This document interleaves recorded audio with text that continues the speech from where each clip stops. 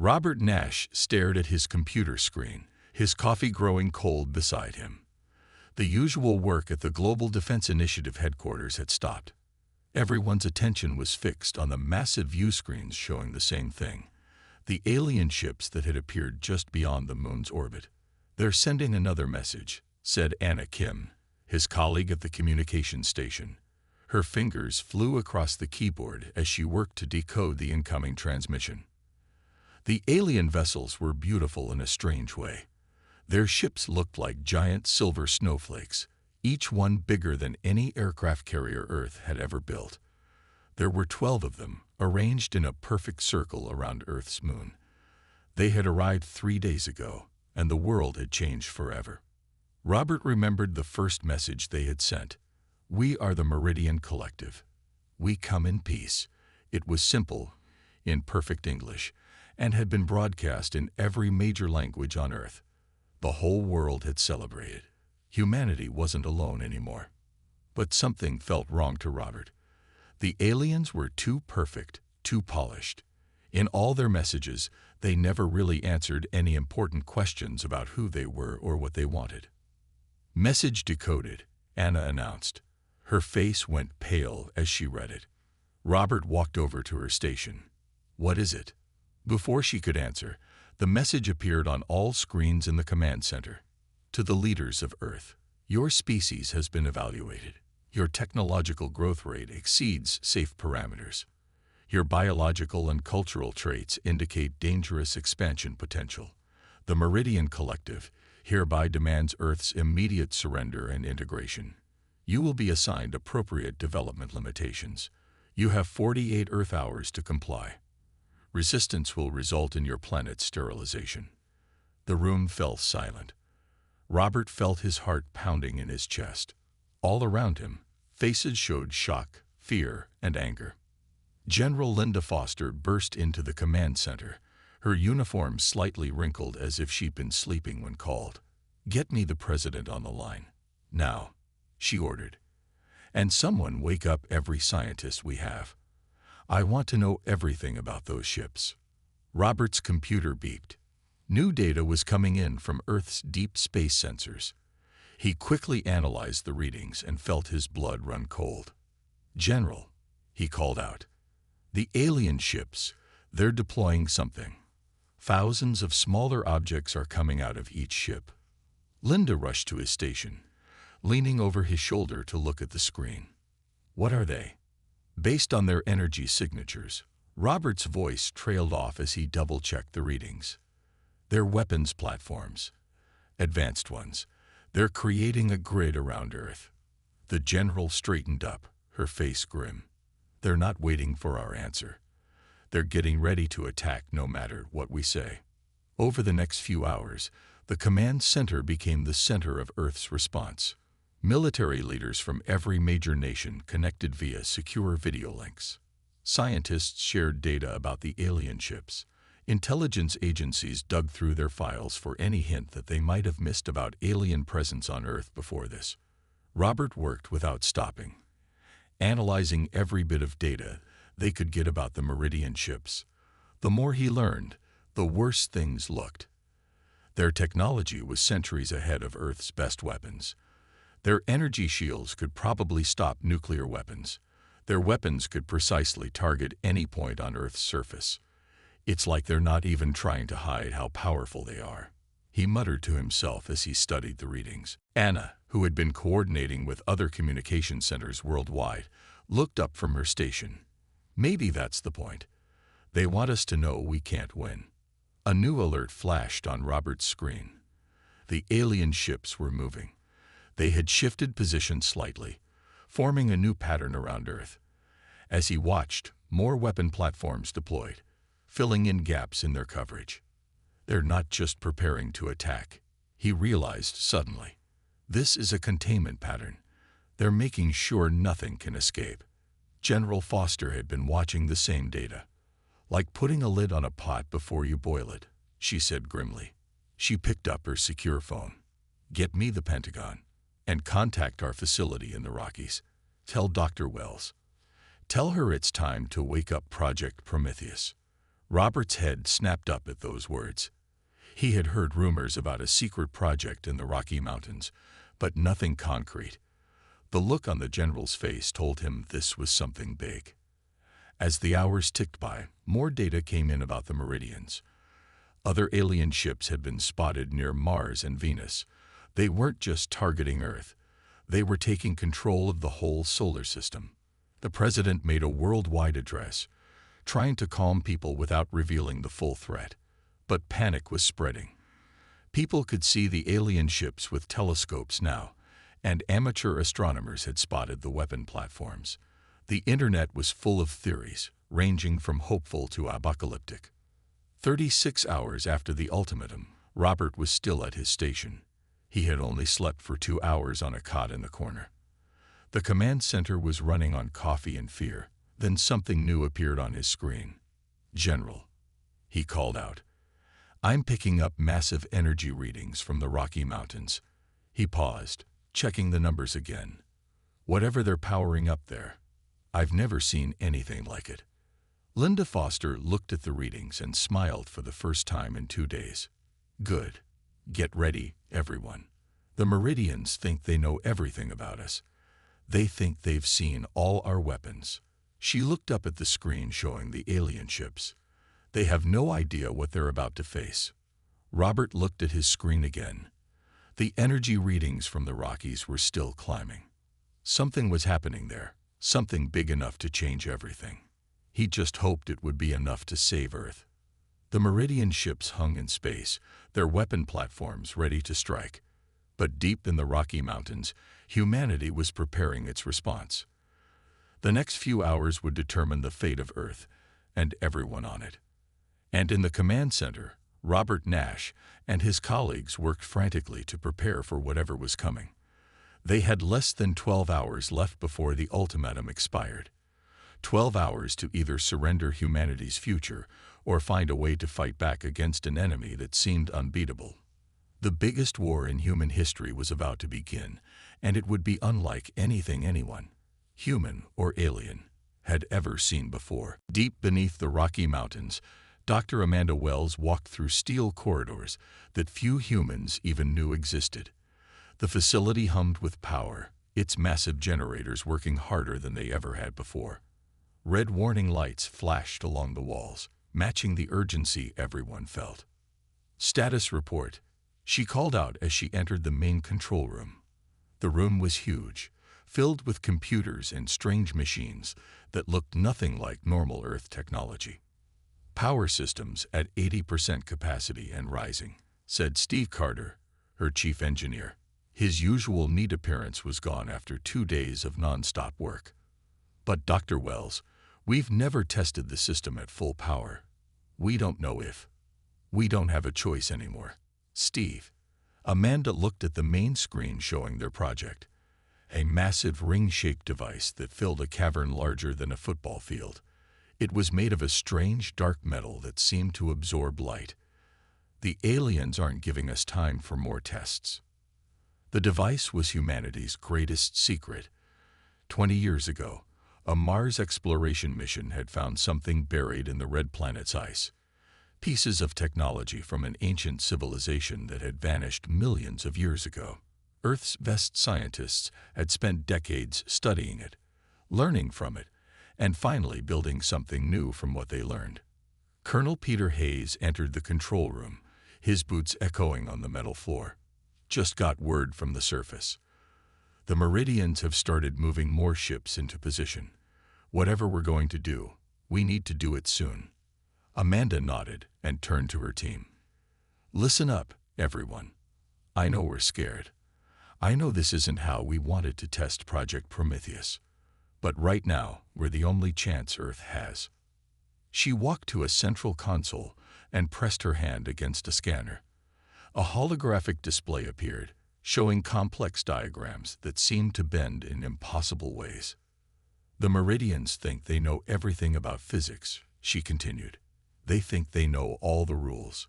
But what we found on Mars," she smiled slightly, "well, it showed us that the rules can be broken." Steve brought up more displays, showing the device's power level still climbing. "The theory is solid," he said. The ancient aliens had figured out how to manipulate space itself, not just bend it like the Meridians do with their fancy ships, but actually change how it works. "And we've improved on their design," Amanda added.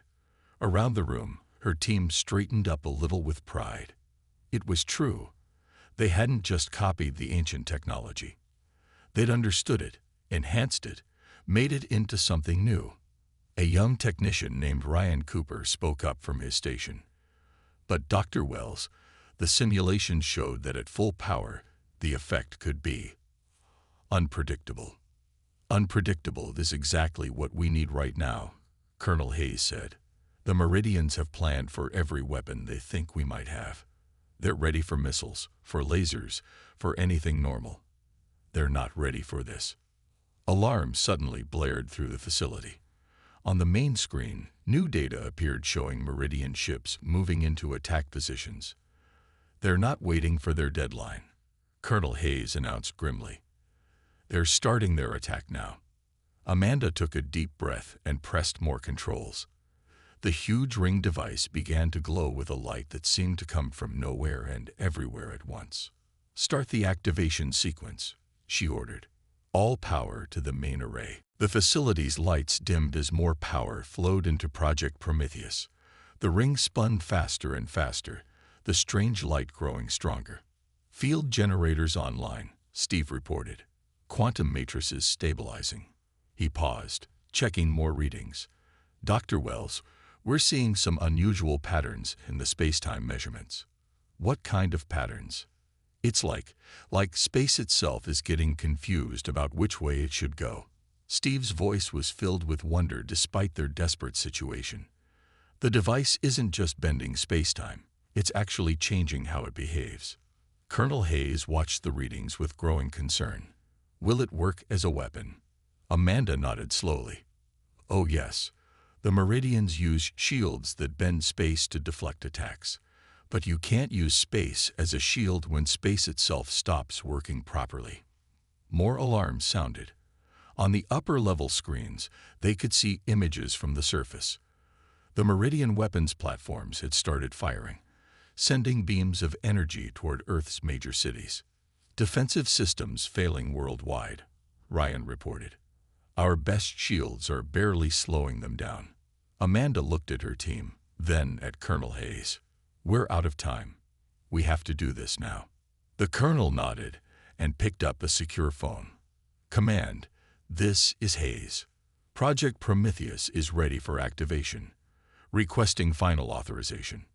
Everyone in the control room held their breath as they waited. Above them, the Meridian attack was intensifying. Earth's conventional defenses were falling one by one. Then the colonel's phone crackled. "Authorization granted. God help us all." Amanda stepped to the main control panel. Her hands shook slightly as she entered the final commands. "Starting final sequence. Power at maximum. Field generators at full capacity." The ring device spun faster and faster. The strange light it produced began to pulse, each pulse seeming to make the air itself shiver. "Spatial distortions forming," Steve reported. "Whatever it's going to do, it's starting to happen." Amanda watched the readings climb higher and higher. This was the moment that would either save Earth or she pushed that thought away. This had to work. They had taken the ancient aliens' theories about space and time and turned them into something new, something that broke all the rules. "Energy levels passing all previous tests," Ryan called out. "We're in unknown territory now." The light from the ring device suddenly changed, becoming something that hurt to look at. It wasn't just light anymore. It was like a hole in reality itself. "It's working," Amanda whispered. Then louder, "It's working. Start targeting sequence." Colonel Hayes relayed coordinates of the Meridian ships. The facility's targeting computers, designed specifically for this moment, began to lock onto the alien vessels. In the control room, screens showed what was happening in space. The Meridian ships, so powerful and advanced, were about to face something they had never seen before. A weapon that didn't just ignore their defenses, but turned the very laws of physics against them. Project Prometheus hummed with power, ready to show the galaxy that humanity was not as helpless as everyone thought. The real battle was about to begin. The United Nations Security Council chamber was silent except for the sound of Laura Martinez's footsteps. As Chief Science Officer of the Global Science Alliance, she had 10 minutes to convince the world's leaders to take an impossible risk. The room, usually filled with diplomats in suits, now held military leaders and presidents connected through secure video feeds. The usual rules and procedures were forgotten. Earth had less than an hour before the Meridian's deadline. "Ladies and gentlemen," Laura began, her voice steady despite her fear. "The Meridians aren't here to help us or teach us. They're here to stop us before we become too powerful." She pressed a button, and holographic images filled the air above the council table. They showed different alien worlds, all destroyed. These images were hidden in the data streams the Meridians sent during their first contact. They thought our computers couldn't decode them. They were wrong. She pointed to each destroyed world. "This is what they did to other civilizations that refused to surrender." President Catherine Morrison leaned forward in her chair. "How many worlds?" 17 that we know of. All of them were growing, developing new technologies. All of them were given the same choice we got: surrender or die. Laura's voice grew harder. "The Meridians call themselves peacekeepers. They're really scared bullies who destroy anyone who might one day challenge them." The Russian president spoke up through his video feed. "But their weapons are too strong. Our missiles can't touch them. Our best shields fail in seconds. What choice do we have?" Laura took a deep breath. This was the moment. "We have Project Prometheus." The room erupted in whispers. Most of them had heard rumors about the secret project, but few knew what it really was. 20 years ago, we found something on Mars, remains of an ancient civilization that understood things about space and time that even the Meridians don't know. Laura showed new images, the dig site on Mars, the strange artifacts they found. "We learned from what they left behind. We built something new. And you think this weapon can stop the Meridians?" the Chinese premier asked. "We don't think. We know." Laura showed them data from the project's tests. The Meridians use space itself as a shield, bending it around their ships. But Project Prometheus doesn't just break through their shields. It breaks the rules that make their shields work. President Morrison stood up.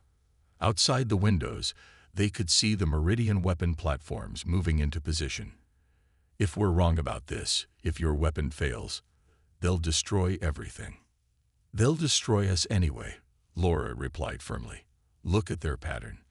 Every civilization they contacted, even the ones that surrendered, they're all gone now. The Meridians don't want peaceful cooperation. They want to be the only advanced species in the galaxy." More alarms sounded through the building. A military officer rushed in with new reports. "Madam President," he called out, "the Meridians, they're powering up their weapons. They're not waiting for the deadline." On the huge screens around the room, they could see the alien ships moving. Energy readings were spiking. The Meridians had decided not to wait. "They know we found something in their data," Laura said quickly. "They know we discovered their lies. We have to act now." President Morrison looked around the room at the faces of other world leaders. One by one, they nodded. They had no choice left. She picked up a special phone, one connected directly to the facility in the Rocky Mountains. "This is President Morrison. Authorization code Delta 794. Activate Project Prometheus. Full power." Laura rushed to a computer terminal, entering codes to send all their data about the Meridian ships to the project team. They would need precise targeting information. "Look!" someone shouted, pointing at the windows. In the sky above New York, the Meridian weapons had started firing. Beams of energy struck Earth's defensive shields, making the air itself glow with the impact. "Shields failing worldwide," an officer reported. "Major cities are losing protection. We have minutes at most." President Morrison's voice cut through the panic. How long until Project Prometheus is ready? Laura checked the incoming data from the facility. Power levels rising. Target lock initializing. 3 minutes to full activation. Those 3 minutes felt like years. Around the world, the Meridian attack intensified. Defensive shields flickered and died. The alien weapons were seconds from reaching Earth's surface. Then new readings appeared on Laura's screen. In the Rocky Mountains, something was happening. Energy levels unlike anything ever seen before were building up. Project Prometheus reaching critical power, she announced. Targeting systems locked on primary Meridian vessels. President Morrison stared at the alien ships visible through the window. Dr. Martinez, if you're wrong about this. I'm not wrong. Laura watched the final readings come in. The Meridians think they know everything about how the universe works. They're about to learn they're wrong. In the Security Council chamber, the world's leaders watched their screens, holding their breath. Everything depended on what would happen in the next few moments. The Meridian weapons fired their final salvo, powerful enough to pierce Earth's last defenses. But before those beams could strike, something else happened. Something that would change the galaxy forever. Deep in the Rocky Mountains, Project Prometheus activated. And in orbit, the Meridians were about to discover that they didn't understand the universe nearly as well as they thought they did. The real battle for Earth was about to begin. And humanity had a weapon that would show the galaxy why you should never underestimate a species that refuses to surrender. Lieutenant John Reynolds sat at the main control station of Project Prometheus, his hands hovering over the controls. Warning lights flashed all around him as the massive device powered up. The entire chamber shook with energy. Power levels at 90%. He called out, his voice barely steady. Something's different in the readings. Dr. Amanda Wells rushed to his station, her eyes scanning the numbers rapidly. The energy signatures from the device were unlike anything they'd seen in testing. The patterns were changing, evolving in ways their simulations hadn't predicted. The quantum field is expanding faster than expected, she said. Above them, the giant ring spun faster and faster, the strange light it produced making shadows bend in impossible ways. It's like it's learning. Steve Carter's voice came from another station. Dr. Wells, the ancient alien texts we found. I think I understand something new about them. The device isn't just a weapon. It's alive, in its own way. In space, aboard the lead Meridian ship, First Observer Zerl watched the energy readings from Earth with growing concern. The patterns made no sense. According to everything the Meridians knew about physics, what was happening should be impossible. High Command, Zerl transmitted, the humans have accessed technology beyond their development level. Recommend immediate planetary sterilization. The response came instantly. Proceed with attack. Full power to all weapons. Back in the mountain facility, John saw new alerts flash across his screen. They're powering up everything they have. All Meridian ships are targeting major cities. Colonel Hayes grabbed a secure phone. This is Hayes. All defensive systems to maximum. Buy us more time. Around the world, Earth's remaining defensive shields glowed as they tried to hold back the alien assault. But everyone knew they wouldn't last long against the Meridians' full attack. In the control room, Amanda made a decision. Lieutenant Reynolds, divert all power to the main array. Everything we have. But the safety protocols, John started to say. To hell with the protocols. If we don't do this now, there won't be an Earth left to save. John nodded and started entering commands. The facility's lights dimmed as every bit of power flowed into Project Prometheus. The ring's spin reached speeds that should have torn it apart, but the strange alien metal held together. Look at the quantum readings, Steve shouted. The device isn't just affecting space around it anymore. It's changing how space itself works. Amanda watched in amazement as new patterns appeared in the data. The ancient aliens hadn't just built a weapon. They'd created something that could rewrite the basic rules of the universe. On the Meridian ship, Zerl felt fear for the first time in centuries of service. The energy signature from Earth had become something impossible to track. It seemed to exist in multiple places at once, following rules that contradicted everything the Meridians knew about physics. High Command. Zurl transmitted urgently. The humans have activated something beyond our understanding. Request immediate. The transmission cut off as Project Prometheus reached full power. In the facility's control room, John Reynolds watched his displays light up with new information. Dr. Wells. The quantum field is stable. We have weapons lock on all Meridian ships. Amanda took a deep breath. This was the moment that would decide everything. Target their lid ship first. Show them what happens when they threaten Earth. John pressed the activation sequence. The ring's light changed, becoming something that human eyes couldn't quite understand. It was like a hole had opened in reality itself. In space, Zurl watched in horror as something impossible appeared near their ship. It wasn't an energy beam or a missile. It was like a piece of space itself had decided to stop making sense. Shields at maximum, Zurl ordered.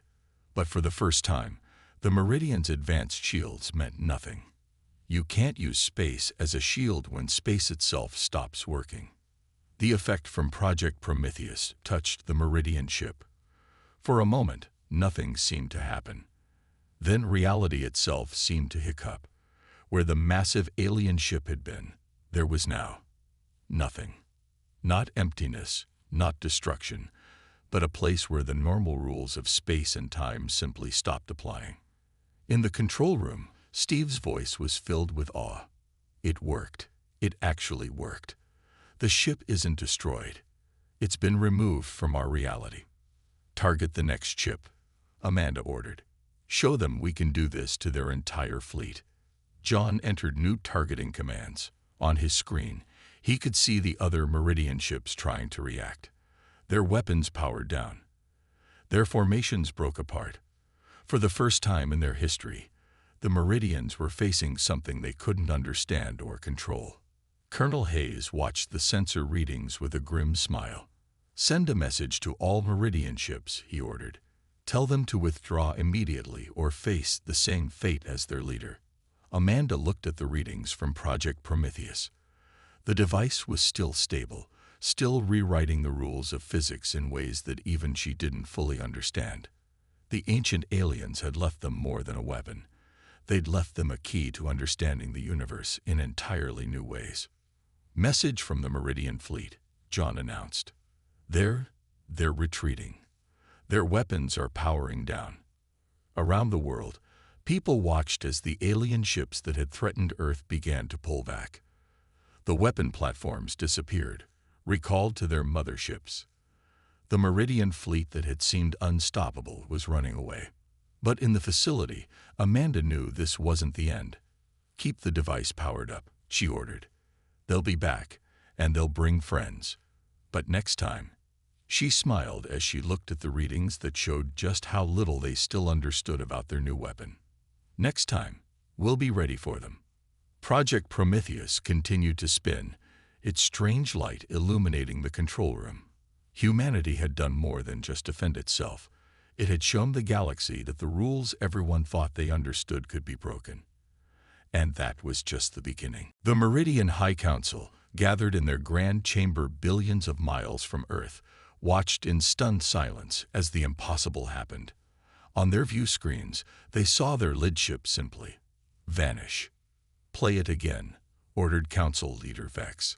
The recording showed the human weapon activating, the strange distortion in space, and then nothing.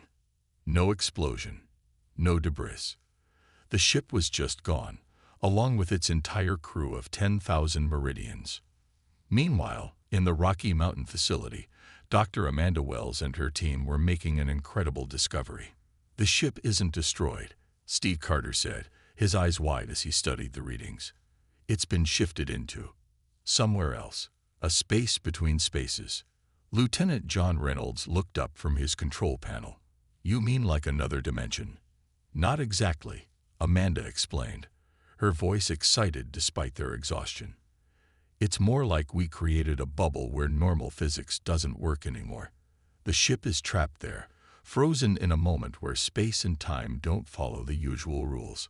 Colonel Hayes listened to this with growing interest. Can they escape? No, Amanda said firmly. They'd need to understand how our device works first, and they can't. The Meridians built their entire civilization on one set of physical laws.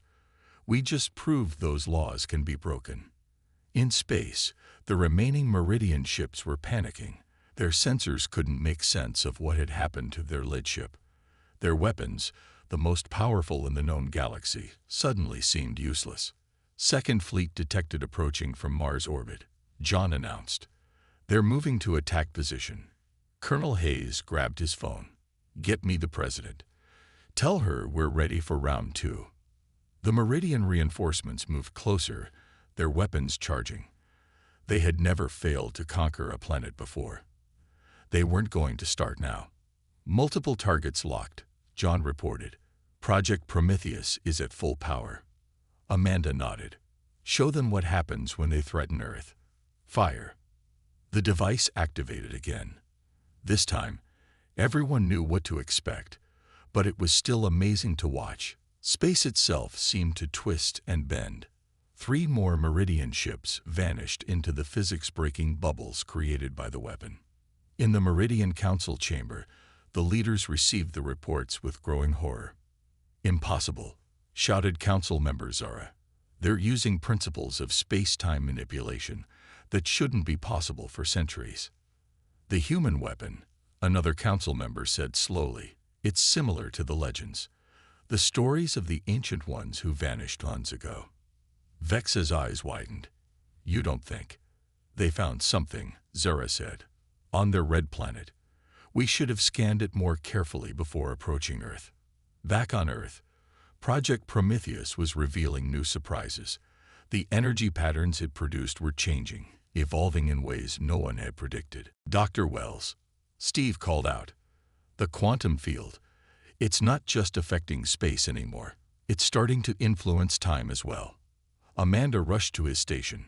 The reading showed something unprecedented. The device wasn't just creating bubbles of broken physics. It was learning, growing, understanding things about the universe that no one, not even its creators, had known.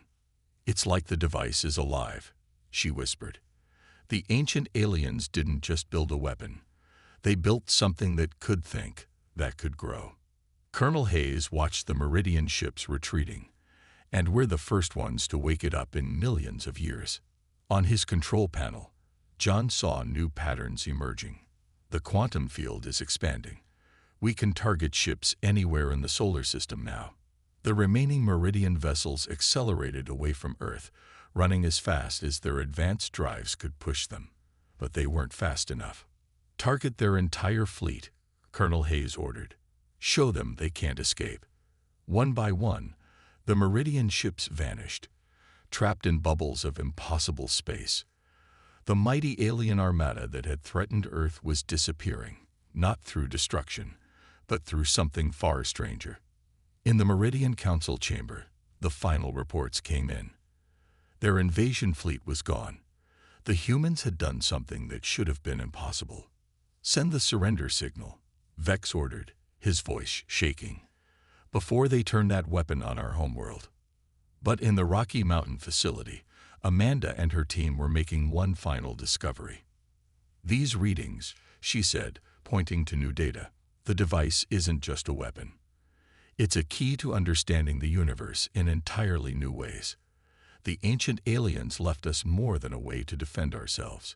They left us their legacy. Around her, the team watched as Project Prometheus continued to spin, its strange light illuminating new possibilities. They had done more than save Earth. They had opened a door to knowledge that would change everything. The quantum field pulsed with energy, growing stronger and more complex. In its light, Amanda could see humanity's future changing. The Meridians had wanted to stop Earth from becoming too powerful. They were far too late. Send a message to the Meridian Council, she told Colonel Hayes. Tell them we're willing to discuss peace terms, but first, they need to understand something. What's that? Hayes asked. Amanda looked at the device, at the impossible light it produced, at the readings that showed just how little they still understood about what they had awakened. Tell them that the universe is bigger than they thought. And humanity is just getting started. In space, the few remaining Meridian ships fled at maximum speed, carrying word of what had happened. They had come to Earth expecting to find a primitive civilization ready for conquest. Instead, they had awakened something ancient and powerful, something that had chosen humanity as its new wielders. The galaxy was about to change forever, and Earth was leading the way. 1 month after Earth's victory over the Meridian fleet, the Galactic Council met for the first time in 1,000 years. Representatives from 100 alien civilizations gathered to discuss one thing: the humans and their impossible weapon. Dr. Amanda Wells stood at the speaking platform, facing the assembled aliens. Next to her, President Catherine Morrison watched the gathered species with careful eyes. The chamber was huge, built to hold beings of all sizes and types. Some floated in gas tanks, others sat in pools of liquid, but all of them stared at the human representatives with a mixture of fear and curiosity. "The weapon you call World Breaker," began the Zentarian ambassador, "a tall being made of crystalline structures. How did you create it?" Amanda stepped forward. "We didn't create it. We woke it up. And it's not just a weapon. It's a key to understanding the universe in new ways." Behind her, a hologram appeared, showing Project Prometheus in action. The aliens murmured as they watched space itself bend and twist around the device. "For too long," President Morrison spoke up, "the Meridians kept other species from growing, from learning. They said they were protecting the galaxy. Really, they were keeping everyone weak and afraid." In their section of the chamber, the remaining Meridian leaders shifted uncomfortably. Most of their fleet was still trapped in the bubbles of broken physics that Project Prometheus had created.